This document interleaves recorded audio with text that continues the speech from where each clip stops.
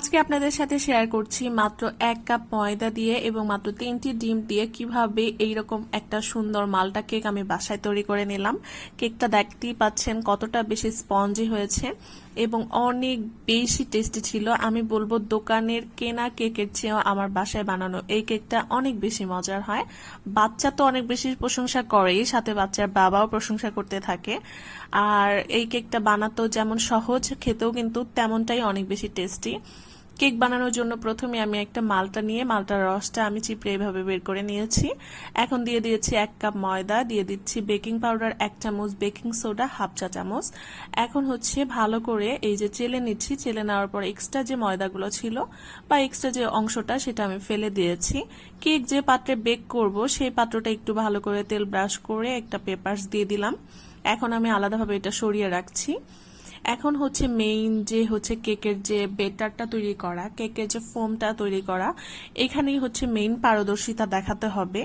এই কেকের যে ফোমটা, এটা যদি ভালো হয় তাহলে কিন্তু কেক মাস্ট হবে, মাস্ট ফুলবে, মাস্ট সফট হবে।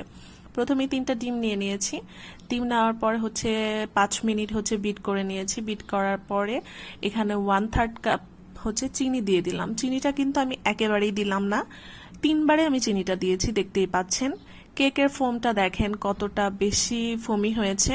এই রকম যখন ফোমটা হবে তখনই বুঝতে পারবেন যে আপনার কেকের বেটার যে ফোমটা সেটা কিন্তু একদম পারফেক্ট। কেকের ফোমটা অনেকটা এরকম হবে যে বাটার বাটার, বুঝতে পারছেন তো। হচ্ছে এরপরে আমি দিয়ে দিচ্ছি ময়দা। চেলে রাখা যে ময়দাটা ছিল এটা আমি অল্প অল্প করে অ্যাড করছি।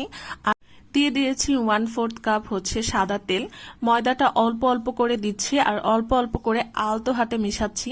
এই ময়দা দেওয়ার পরের যে কাজটা সেটা কিন্তু খুব সফট ভাবে করতে হবে, একদমই সফট ভাবে করতে হবে। অতিরিক্ত তাড়াহুড়া করা যাবে না, আর হচ্ছে মানে খুব জোরে সোরে এটাকে মিক্স করা যাবে না। খুব আলতো হাতে হচ্ছে ময়দাটা মিক্স করতে হবে। মালটার রসটাও দিয়ে দিলাম। আর হচ্ছে ময়দাটা দেখতেই পাচ্ছেন কিভাবে অল্প অল্প অল্প অল্প করে আমি মিশাচ্ছি। একদম পারফেক্ট ভাবে এইভাবে মিশানোর পর দেখবেন কোথাও কোনো ময়দার দানা নেই বা হচ্ছে কোথাও কোনো দলা নেই। তার মানে বুঝতে হবে কেকের বেটারটা একদমই রেডি। এখন যে মল্ড ছিল মল্ডের মধ্যে আমি দিয়ে দিলাম, কেকের বেটারটা ঢেলে দিয়ে রেখেলাম।